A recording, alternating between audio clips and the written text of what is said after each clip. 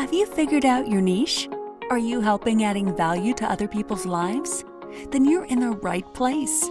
Welcome to Munira's Musings with your host, Munira Zahabi. Greetings from Chicagoland. This is Munira, the Niche Navigator, coming to you live with another episode of Munira's Musings. Our guest today is Richard Blank, all the way from Costa Rica. I'm very curious about what he does because he is known as the CEO of Costa Rica's call center. Welcome to our show, Richard. Good morning, Munira. I'm so happy to be here today, and I can't wait to share my niche with you and your amazing audience. Thank you. So you have a very unique niche, but you have to understand that what we do here is we put people like you and showcase them on our show, partly because we want to, one, figure out what made them navigate to their niche, one, and two, there are a lot of people standing on the sidelines trying to figure out if they need to dip their toes in the entrepreneur waters, right? And people are scared because there is no uncertainty in this realm of business.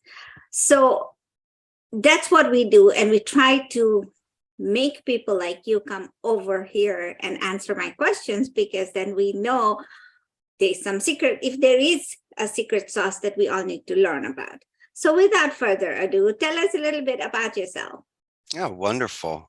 Well, as I mentioned, I'm here in Costa Rica running a bilingual, nearshore, dedicated, college-educated place. And it's fascinating. It's really the art of speech when people can get on the phone and they can convert calls, they can prolong conversations, give resolutions. It's sometimes, Munira, this industry has a bad rap. You've seen the movies, Wolf of Wall Street, Glengarry Glen Ross, Boiler Room, but a lot of people out there earn a wonderful living with customer support and lead generation. And so to me, I still find it as a means to an end. And today, most people prefer to do chat or non-voice. Well, I still believe the best forms of communication are live interpersonal. But no, I'm originally from Philadelphia. I'm a Philly boy. And when I graduated from the proud Abington High School in '91, instead of a lot of my friends that chose Ivy League to study medicine, law, engineering, and architecture, I did what you did, my friend. I doubled down on languages. I was a Spanish communication major at the University of Arizona. And then from there, in August of 2000, I was given a 1 in a million opportunity. A very good friend of mine gave me this chance to come to Costa Rica and work at my friend Joe's call center for just a couple months. Well, a couple months turned into 4 years. I decided to stay, and I learned the business from the inside and out. I didn't start C-level, Munira. I sat in the cubicles with the agents, saw the good and the bad, the happy and the sad, and I really gravitated towards it. It was almost like my graduate school. And I tell you this, my friend, when you sit amongst the proletariat, you listen. And what I heard was that people did not feel that they had their dignity. And a lot of the times people are concerned about their job stability. And you were asking earlier about secret sauces. Well, I look at luxury of track records. As much as I think I can give a blueprint to somebody, it's almost impossible to walk in somebody's shoes. And so the things that I've seen that have assisted me in my consistency in being in business for 15 years is how I treat people. I think originally you just really need to know somebody's name. And for me, I take it a step further. I love coaching. So I walk the rows. I'll listen when they're on the calls. I'll grade them. We'll look at the thesaurus and expand on their vocabulary to make it more diplomatic and strategic, so we can avoid rabbit holes on calls. We can diffuse any sort of tension, adjust tones of a call, control a call, almost manipulate it, not in a bad way, for the fact that we can resolve things. And so I make these agents so marketable, such talented artists of speech. And so I can see this coming out of people. They're more paintings than a print. So at least, my friend, I have fidelity for what I do. It was a 1 in a million shot. No one ever thinks they're going to be CEO of a call center. I kind of fell into it. But I do know about momentum, and I know about destiny. And if you can get past your parents' guilt past certain sort of opinions provided for you and things that put pressure on you, you might be able to have a fulfilled true life. And that's what I've done. So this is amazing. So you started out in Arizona, went for 4 months, stayed in, instead of 4 months, you started staying there. And now it's been what, 22 years? Yes. And in fact, I married a Costa Rican. We started, as I mentioned, this business together, but I never knew this was going to happen. I was supposed to come teach English for a couple months. And so I put my stuff in storage in Arizona, said goodbye to my family, and I just came down here. But it's amazing what happens when you make certain decisions. It's almost like planting seeds to grow trees. And there were certain decisions I made in my earlier years by, at 18 years old, being true to myself, to what I study. At 27, taking that chance. And then how about this? At 35 years old is when I started my company. So it took me a while to be prepared mentally. I needed to be mature enough to handle contracts and payrolls. I also needed impulse control, because if there is rotation in companies and there are certain pressures, you need to take deep breaths and hold your course. All right. So now I'm going to deep dive, because you told me a lot of things. Now it's really, my brain is starting to turn. Oof, I can see that. So let's talk about that. You Yeah, started out working with this friend of yours. And then when you decided, okay, I'm going to now take this leap and become a business owner, did you start a new company or take over the first company? That's a wonderful question. I did not take over my friend's company, but I guess I did learn it from retention, customer support, sales, onboarding, human resources, even accounting, affiliate management, so I could learn search engine optimization. My friend gave me a gift, learn the business. I just didn't learn contracts. But this is what I did know. A lot of entrepreneurs in the beginning are scared, and I don't see why. I think it's very exciting to take chances, but just do it responsibly. I didn't want to overextend myself. So what I did was, I was working out of my home, of course. I launched a website in October of 2007, landed the first account February 2008. What do I do? It was one seat, 50 hours, but I did it. Anyway, I was renting a turnkey station at a blended call center. So it really wasn't my own. It's like a glorified internet cafe. The guy provided the computer, the internet, security, and some coffee. And so what I could do was, I could pay for the station, I could pay for the agent's salary and benefits, and I make my margin. That's it. That's it, kiddo. So then you hire an accountant, you get an attorney, you get a human resources director, and then you go and you grow one by one. Or as I did, in my 4th month, I landed a whale. I went from like 6 seats to 70 seats. So imagine holding on to those reins. Who But it was was your first client? Oh, my first client was out of Florida. This gentleman named Rob, he wanted me to make calls for his real estate company. Okay, And, real estate. but I had to be forthright. I couldn't say I got thousands of people. My man, I'm working out of my home and I'm renting space. But this individual had faith in me. And the moment that that money hit the account, the deposit, to be able to hire the agent, I was elated. It wasn't the size, it was the fact that there was the spark. And I said, if I can Right. do it one time, I could do it 100 times. See, and that's what my mentor says, that if you've done it once, you can replicate it. But what you just said is 2 things. One, you had the spark, and 2, somebody had to have that faith in you. And most people who are on the sidelines don't have that all in one package, because they always feel that they're going to be left out. So advice for those people standing on the sidelines who have the spark, kind of, and not showing it, but are scared to death because they don't have anybody to take that leap of faith with them. Okay. What do you tell those people? First and foremost, take a deep breath and calm down. It's a lot of it is mental. They do talk about, like, if you ever watched the movie The Karate Kid with Mr. Miyagi and Daniel's son, it wasn't about the punching. It wasn't about the kicking. It was about balance. Wax in, wax off. It wasn't even about that, my friend. It was about balance, balance, balance. And then they had to show it in the picture where he's standing there with balance. If you don't have balance physically, someone can push you over. If you don't have balance mentally, you can easily be pushed over as well. So that's their own forced march. Munira, I can't help these individuals if they can't stand 100% strong and behind what they do. But this is the way I saw it in the beginning. I knew enough about the industry to start, but what I had was a lot of thought and little practice. Oh, I got so much practice, and I can throw out the bells and the whistles in the beginning and how much I can do this, almost like wanting to get that first job.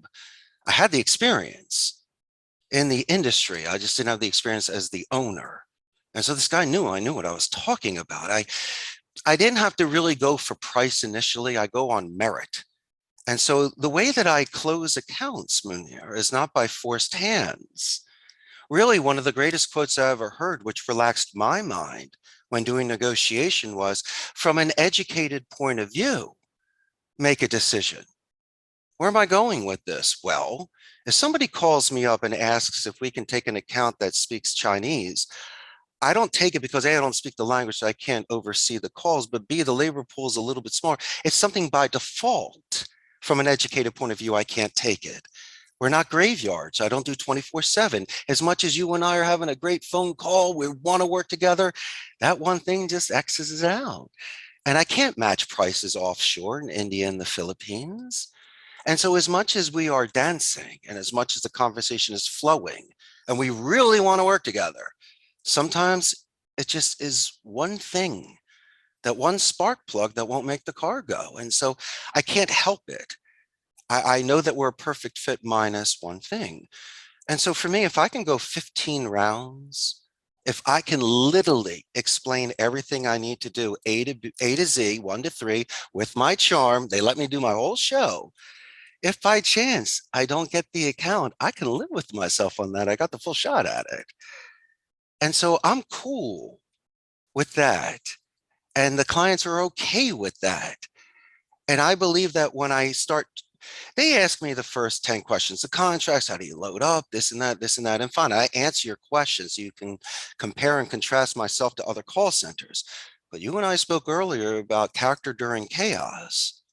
What happens if somebody leaves you? There is attrition in this industry, more natural than a forced attrition. But I would have to make that phone call to the client and we need to resolve it and move forward. And so don't expect perfect worlds. And in this younger generation, yes, they're moving. Someone might not work with you for 10 years straight. They might not get that gold watch. So we should always be prepared of that sort of rotation, new people coming in, other people leaving. But how do I deal with that? I do know this. I never gave them the walk of shame, never made them cry, never defaced them. So a lot of my attrition, Munira, is because of scheduling conflicts closer to home, boyfriend or girlfriend working somewhere. And so I've known in an industry, if you just treat somebody a certain way, that's a secret sauce. You don't need to crack a code. A lot of it is just how we were raised by our parents and grandparents. And so I'll get those sort of people. I'll get that sort of foundation of people that have been with me over a decade. And I ask why. And it's just very simple. It's just, as they always say, the relationship that we have with them. And I think that's a beautiful thing. They found their home. I hear so many different things, but one thing that speaks loud and volumes is that respect, right? You treat others with respect. Partly, Sure. it's your upbringing that you've learned from your peers, your parents, and what that has been ingrained in you. So you started this industry. Let me ask you a question. How big was one of your accounts and how small was one of your accounts? Largest account I ever had grew to 89 seats, which was great. It was a transportation company. And so we just had so many departments because we proved our worth. The smallest account, 1 seat. I'll take a 1-seater. I have to let them know that when you have 1 seat, if something happens that day and Billy gets hit by a bus, you don't have an agent there. I don't have a blended center. We just don't have agents at the ready. I'd have to hire somebody and hopefully Billy's okay. But it's the kind of thing where I almost get more excited for the 1-seater because you're talking about the entrepreneur dipping their toe in the water and taking the chance. They have So limited budgets. it shows that you're excited about that. So have you done various industries or just picked one industry and stuck with it? You've talked real estate, you talked transport industry. Fantastic question. Let me shed some light on one thing. There are 5 campaigns I will never do. We never do sports books, casinos, stocks, pharmacies, or sweepstakes. Nothing against it, just don't want to do it. And also, we're in a very strict Catholic country, so I just want to make sure that I can fulfill the need of the agent. And so the campaigns that I choose are usually with companies in North America, United States, Canada, some in Central America, and a little bit of Europe. But it's really more of a seller's market. The agents have leverage. Amazon is here, HP, Intel, Oracle, and all the large centers. So they can pick and choose. It's not that I can't fulfill the need of the client. I got to make sure I get the agents in there and we're competitive. But I'm in all different industries. In fact, I reject more than I accept. I'm very selective of the campaigns that come in. I mean, I'm only 150 seats. But then again, I also have a reputation. And I don't want anything gray area. I don't want to be the fall guy. I don't want to work with an account where you have an overzealous supervisor in the United States that prefers profanity or writes in red, or their culture might not be in sync with the culture in Costa Rica. And so the accounts that I choose could be in many different types of verticals. It involves appointment setting, lead generation, it could be back office support, customer support. But it's really more about giving us the resources that I need. I need a script, I need rebuttals, I need a list. How do you want the reporting? Can we leave voicemails? Can we do email templates? Are you allowing us to do positive escalations with the gatekeeper so we can build this sort of rapport so when you call back, they're going to know who you are? There's certain sort of things that when someone gives me a script, I'll read it, I'll make certain suggestions to adjust the tone strategically and diplomatically. But then in my experience, I'll make certain suggestions in regards to a rebuttal or how to extract certain information to move things forward. And really what it's about is active listening, really being engaged in a conversation. It's almost like kids today that are looking down compared to looking up during dinner. And so maybe on a phone call, you'll hear a dog in the background. You can let them know how much you love doggies and ask their name. And then you're asking about selling earlier. I don't sell. I just have conversations with people. And if we talk about Chicago and animals and your kids and the weather, and that's what brings us closer to a close because you're comfortable with me. And you can see that I can zig and zag off my script. I'm a real person. I know how to laugh and cry. And so people are willing to move forward with someone that they know is real. Real. It's called building rapport, right? But sincerity, you got to be authentic, because if you're making it up, you're going to get caught.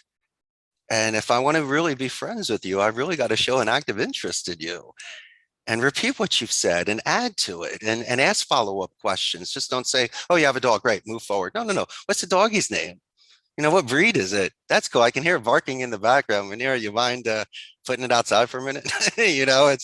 Those are the sort of things inadvertently and passive aggressively you can do, as you say, to build rapport. Absolutely. Oh, by the way, looking at websites and LinkedIn profiles have been extremely effective for me, because when I call a company, I can discuss their loading docs or what their logo looks like, or you might even see an anniversary or promotion that's there that you can talk about, which immediately separates you from other people prospecting that haven't done the proper due diligence. These are the things that will assist these entrepreneurs, just doing the research prior to speaking with somebody like you and I did with each other prior to this podcast. No, this is amazing feedback, because even though you bring this from your perspective in your business, it can be transferred in any business, because most people don't know that. They look at you and they'll say, oh, he's a call center guy. But hey, look at how much he's put into this business and how much he talks about it passionately. It's just a different niche in a different world that we are connected to in most ways, because the minute you call HP, like you said, or any other company, somebody else is going to pick up the phone.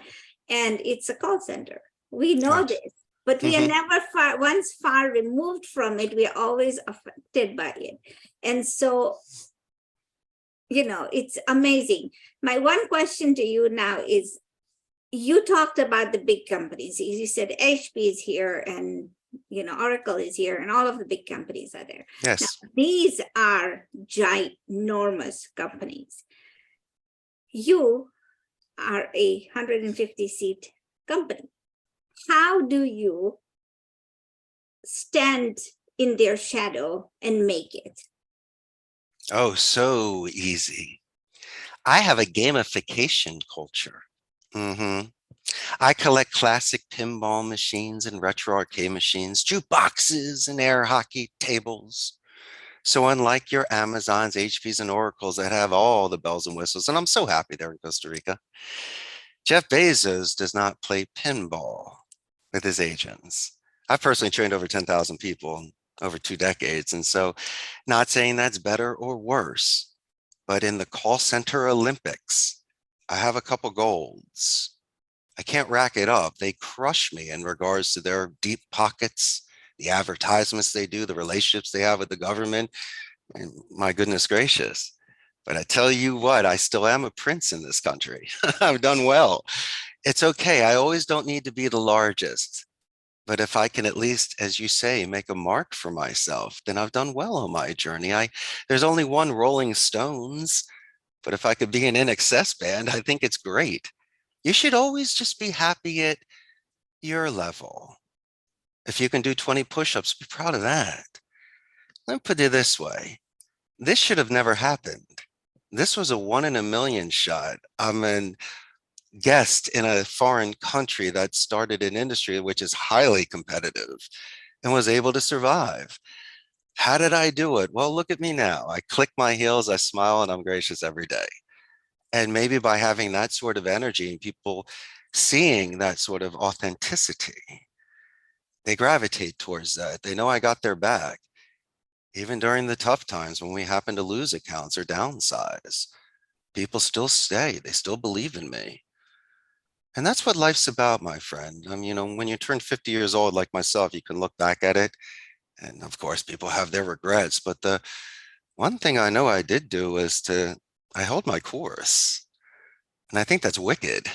I think if anybody is capable of weathering storms and still moving forward, and there will always be battle scars, but the test of time, I have a luxury of a track record. And so I still, from time to time, shake my head and can't believe how I got here. But this is what I do know. You take it on a daily basis. And you also need to be healthy. You need to work out. You need to rest. You need to have a good diet, because that stuff can creep up on you as well. And so You, those are my you, suggestions. Anybody looking at you will say, Costa Rica, that's paradise in itself. Oh, And yeah. not talking about competing with the big guys, but you know what? What I am hearing you say is, one, have the passion that you hmm have, and don't worry about the big guys. Because if you do something authentically and with passion, then the profits will follow, right? And I Well, think most people get mhm. hung up with, he's doing it so well, when am I ever going to catch up? And But it's your own race, though. Who are we catching up to? As I right, but say, yes, I get it. I they're totally so get hard on themselves, though. They shouldn't be hard on themselves. They should love themselves. I think, my friend, I think that's where we begin. I think a lot of this stuff is not insecurities because they just don't have the experience on it. I think it's just a foundation of a base. I think it's a true balance. I think it's a true focus. Maybe some of these people need to take a time out and take a walk, or a way to decompress, put the phone away. Because you know this, taking long trips, and you're sitting in a car or a plane or a long shower or something where you don't have your phone, when your mind decompresses after 20 minutes, you can have these wonderful thoughts. It's image streaming. You can almost put things into perspective. So maybe little by little, these individuals can chip away on the weight that they're carrying and replace it with momentum. It's that easy. And when are they going to begin? I mean, this is the kind of thing you can wait a month, wait a year. Listen, if you never leave your castle, you'll never slay a dragon.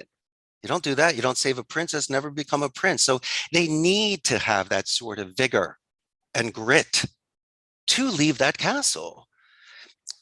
Munira, look what you've done with your 288 episodes on your podcast and your amazing life. And so we spoke earlier about dedicated practice and what you do off camera, on how difficult it is to get there. How many examples can I show people, from big muscles to playing the violin to 6 languages to 288 episodes? My friends, it takes time, but it takes one at a time. That's how that 288 grew. And so please, the best examples we can share with your entrepreneurs is, a little time equals a lot in the end. And you might not see it at the moment, but when you look around after a couple of months or a couple of years, look what you've done.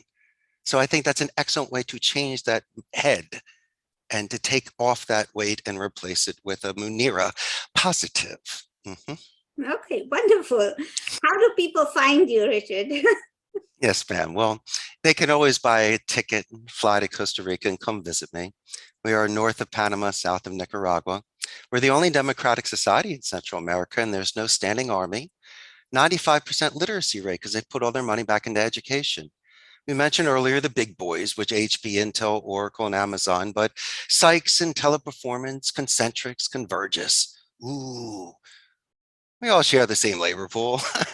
What's the difference? Once again, it's the rotation. It just, if you can give somebody a happy home, they'll stay. And Costa Rica is known for their ecotourism and medical tourism. It's just a beautiful place. But I have a very large Facebook fan page, Munira, with 107,000 people. And when this goes live, you're going to have a ton of new fans. And I'm really excited to do my part to introduce you to my audience and my downline. Wonderful. So this is amazing because you opened my eyes to a lot of different things. Nothing that hasn't been said before, but it's a different way of flavoring the meat, I guess. The message has been flavored. Yes, ma'am, of course. So, this is wonderful, and I hate to cut it short, but we are at that time where we have to cut it short. But I know. One day we will meet in person in Costa Rica. You wait, it's going to happen. Oh, I can't wait. Munira, thank you so much for your time today. You are welcome. So, folks, this has been a flavor that was just different. One thing I'm going to tell everybody who's listening is to start.